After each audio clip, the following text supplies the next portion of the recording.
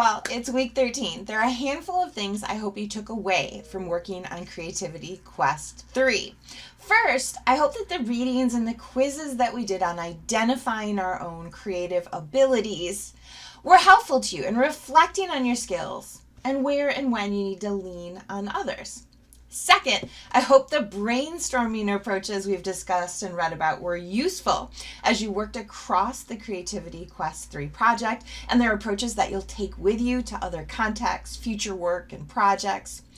And third, I hope that you gained or refined skills in pitching your ideas. We'll talk a bit more about pitching in week 15, and specifically about pitching yourself on your resume, through your LinkedIn profile, and through other means. This week, we're talking about tackling creative problem solving, which we'll continue talking about next week too, but this week specifically, we're going to focus in on problem finding, problem identification, which is maybe the most important aspect of problem solving in entrepreneurial contexts. The most innovative, productive entrepreneurs are those who can identify problems and intervene by offering a service, a product, or a new way of doing things. It's one thing to address a problem if a client or a colleague comes to you with that problem. It's another thing entirely if you have the ability to identify a problem and address it earlier on, especially if it's a problem people didn't even know they had. Henry Ford is famous for having said, if I had asked people what they wanted, they would have said faster horses. Customers wanted a faster way to travel, but most couldn't have fathomed a mass-produced, broadly accessible motor vehicle as a solution. In this video, I'll share some cases and suggest some approaches for creative problem finding, and importantly, I'll introduce your options for Creativity Quest 4, our final class project.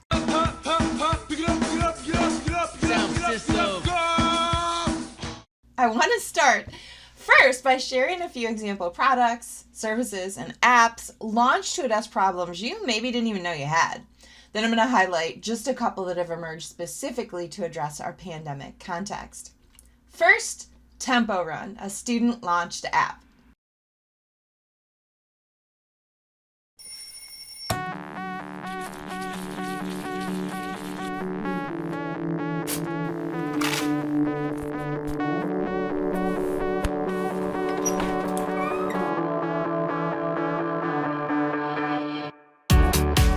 Look at you on your daily morning 6 a.m. run through the cold weather.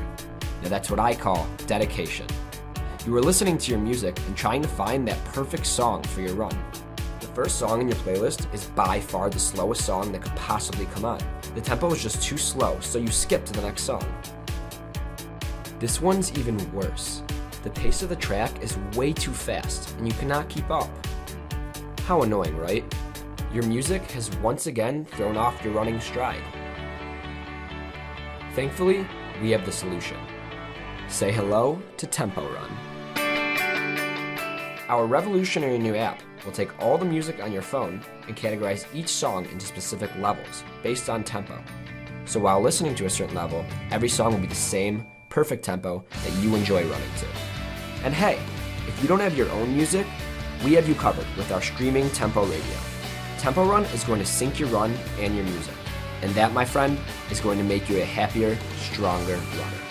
The perfect run is only a download away.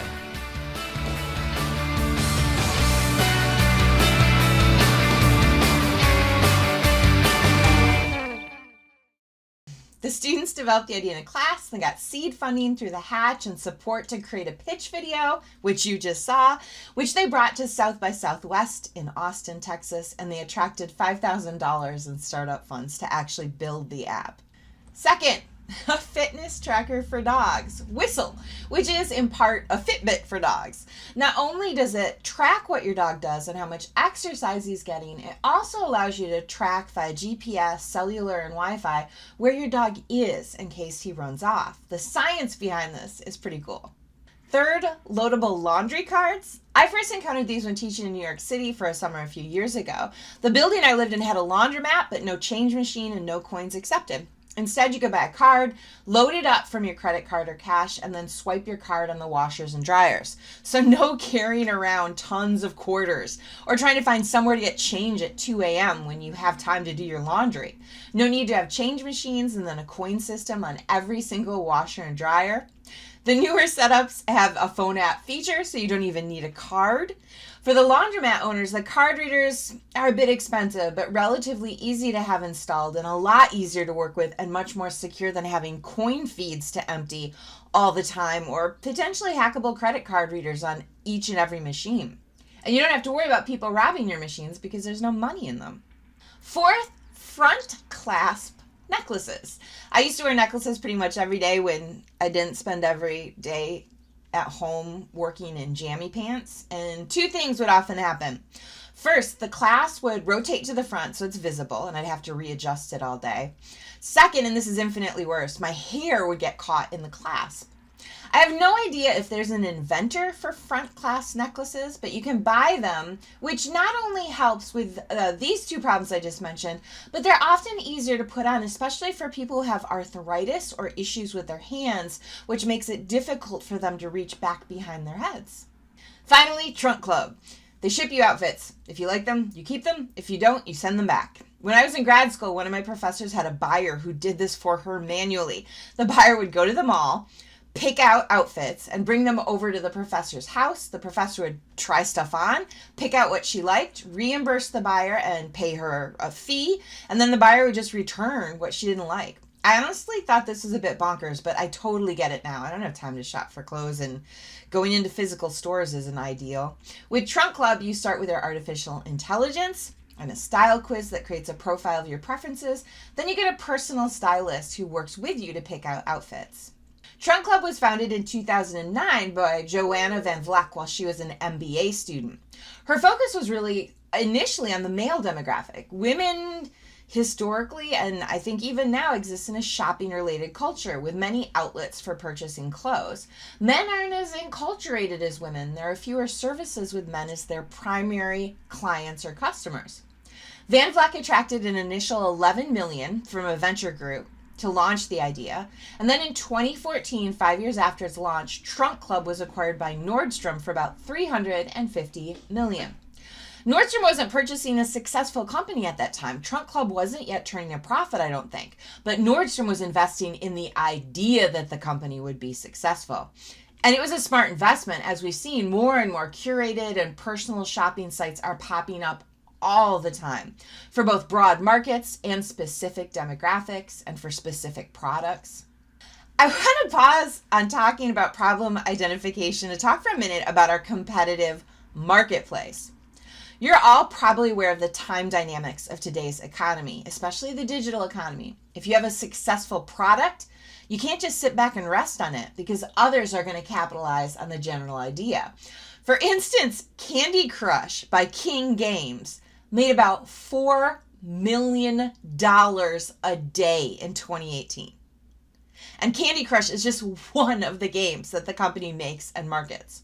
But if you go to the Android or Google or Apple store there and generally search for Candy Match or Candy Match 3, you will find hundreds of similar games. Think about how King has managed to maintain the market for Candy Crush, even in the face of so much competition, and in the fast-paced app development realm.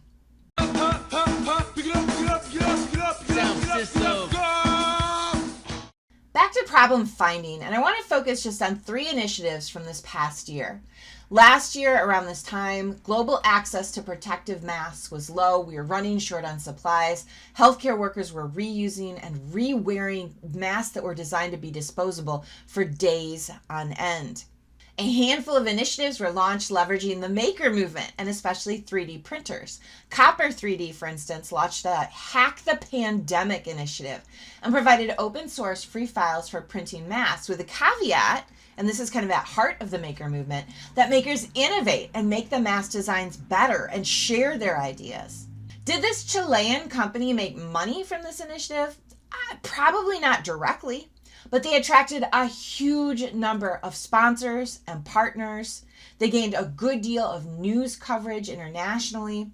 The gain here is social and cultural, producing for the greater good, but it's also strategic, gaining attention, news, and partners for future projects. An Industry Week article published last March focused on innovations related to additive manufacturing, which is, I think, a crucial aspect as our manufacturing economy continues to shift more to a creative economy.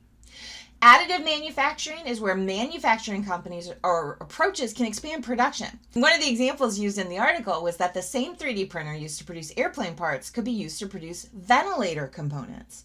Or the same machines and setup used to produce an automotive part could be toggled over to produce hands-free door opener parts. I searched the U.S. Patent and Trademark Database to try to find the creator or at least the patent holder of the hands-free door opener. There are a few dozen patents in the system, but most were designed and patented before COVID. Regardless of the original designer, hands-free door openers have exploded in manufacturing and installation over the last year. And you can also find 3D printing instructions to print parts to assemble one. Most look something like this, where a person uses their wrist or forearm to open a door rather than their hands and their fingers.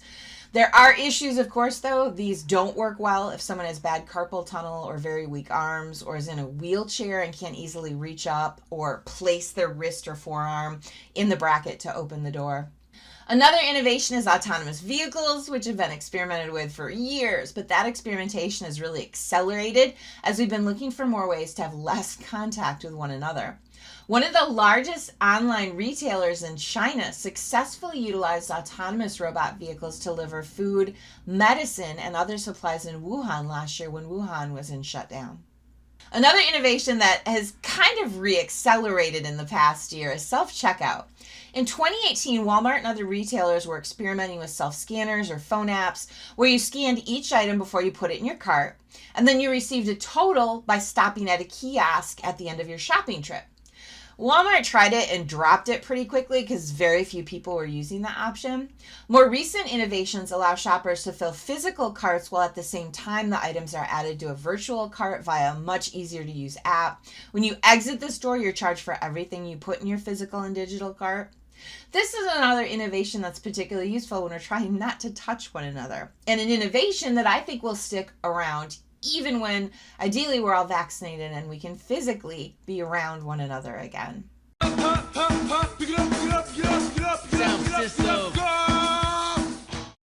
Back to creative problem identification and some specific approaches. And we have 3 readings this week, all of which offer more approaches, but I wanted to highlight these. To be able to anticipate what people need before they need it, you have to listen everywhere. Pull out your earbuds on the bus, listen to what people are talking about, hang out at a busy coffee shop, be a human satellite dish, read product reviews on Amazon, specific ones and random ones, listen on Twitter, cultivate a feed for particular people you think are important to listen to. When you're watching TV, especially ads, think about how you could potentially do something different or better. When I go to the grocery store, for instance, I'm always listening for people complaining because that tells me that there's a problem at hand.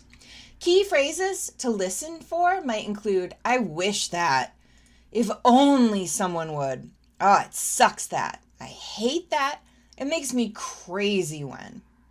To be able to anticipate what people need before they need it, you have to listen, but you also have to orient yourself. We've talked before in class about the fact that you can't just see the world from your own perspective or one viewpoint. Good entrepreneurs have an integrated perspective and consider problems from various points of view. Your own background and experiences are definitely a strength and a place to start. Reflect on and understand your perspective and what has contributed to it and built it over time in your life. Also, be able to adopt different lenses. Put yourself in other people's shoes. You have to empathize, which means recognizing and deeply connecting with the experiences of others. This will allow you to identify problems across different individuals and different groups and come up with potential resolutions to those problems. Again, our focus for this week is creative problem finding. We have 3 readings and all focus on problem identification. The first is finding a problem to solve, and the chapter is full of ideas, techniques, and cases. The second reading argues that the best entrepreneurs search for questions, not necessarily start with answers. And the third offers lessons about finding a problem worth solving and presents examples of young entrepreneurs. We have one creativity case. It's a list of the 15 best student startups from the year 2000 to 2020, so a 20-year expanse of innovative entrepreneurial student work. We have two creativity sparks, both from Entrepreneur Magazine. One is a list of 17 rules entrepreneurs should break, and the other is a list of the worst entrepreneurial advice the authors ever received.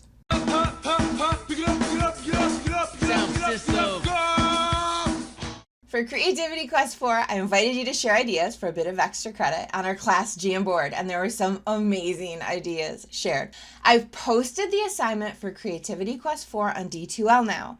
Rather than one assignment we all do, there are 7 options for you to choose from. You only need to choose and complete one of the 7. Choose one that interests you. All 7 are described in the assignment, but I'm going to run through them here and offer a few examples and a bit of suggestions, regardless of which one you choose to do. This is our final capstone project for class.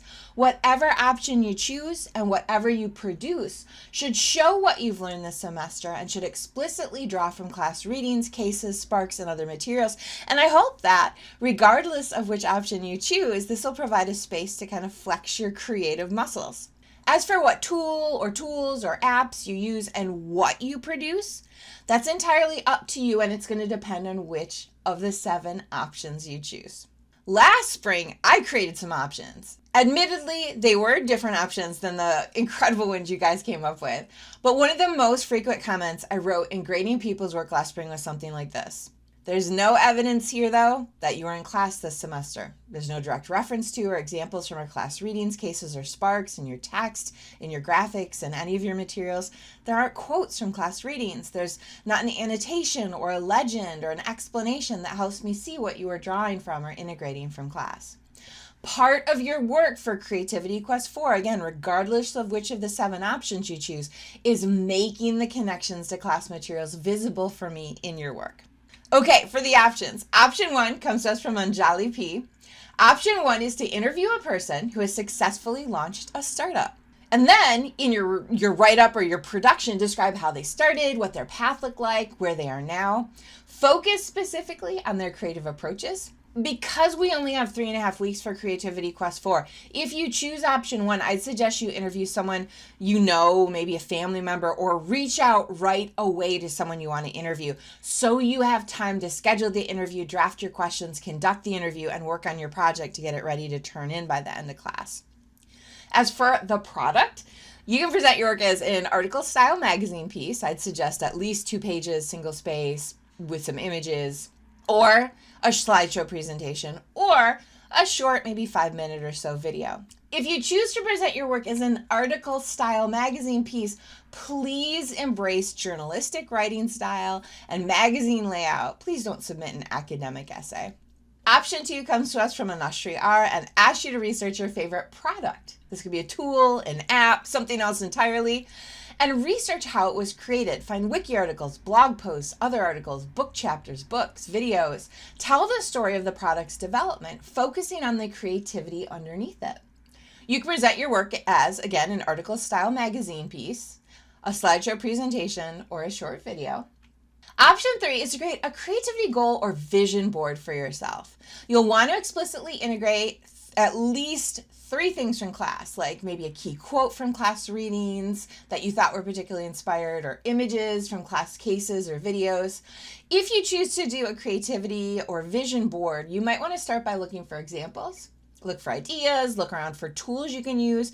Some vision boards are created by hand with cutout text from magazines and drawings and more, and assembled on poster board and glue. You can certainly go that route, and what you then turn in is a good high quality photo of your handmade board. You can also, of course, use an app like Photoshop or even PowerPoint. Option 4 is from Emily G. and invites you to create a guide for how to be a creative entrepreneur, offering at least 3 to 5 tips learned in class. A list of 3 tips is not enough for this option. What I really want to see in your guide or tip sheet are tips along with specific details, quotes, examples, suggestions, illustrations, and more. One student chose a project like this last spring and presented his guide as a slideshow presentation. And here are two of his slides. First, he had a great quote from Austin Kleon. That was one of the class readings that really resonated with him. And then he illustrated that quote with a set of suggestions that he drew from the chapter. This was just part of his tip guide. This one wasn't produced in our class, but here's an example of creativity tip sheet created by Unstuck. You can see how they include advice, lists, images, compelling quotes, and more. Curacy suggested option 5, which is to choose an existing product and change or improve it. The product of the work should include your sketches, your prototypes, your designs, your brainstorming, and a brief rationale explaining the changes or improvements you've made. You can present the product of option 5, should you choose to pursue it, as a redesign report, if that's a genre you're comfortable with, or a short slideshow presentation, or a short video. Evidence of your process might include diagrams or sketches like this one, which is for cartridges for washing machines, sort of like the ink cartridges in printers, but for dispensing soap and bleach. Evidence of your process and your brainstorming might include something like this. For instance, if you've used sticky notes to develop and sort out your ideas. Option 6 is from Carolyn L., and it's to reflect on your quarantine creativity. The deliverable is a short, maybe 3 minutes or so, TikTok style video that does a few key things. First, shares the story of how you learned this new hobby or skill during lockdown, like using a new app, learning to crochet, cooking a new dish. Second, the video should explain your creative processes regarding how you learned and pursued the hobby or skill. And finally, the video should teach your audience some aspect of the hobby or skill. You'll probably want to also provide a brief, maybe 1-page explanation with your video if you choose option 6 that shows me how you're inspired and drew from class materials. Or you could reference class materials in the video itself. Before I share the last option, I'm going to share a brief video, and then I will explain the video. Hello, Charlie Kelly here, local business owner and cat enthusiast. Is your cat making too much noise all the time? Is your cat constantly stomping around, driving you crazy? Is your cat clawing at your furnitures? Think there's no answer? You're so stupid. There is. Kitten mittens. Finally, there's an elegant, comfortable mitten for cats.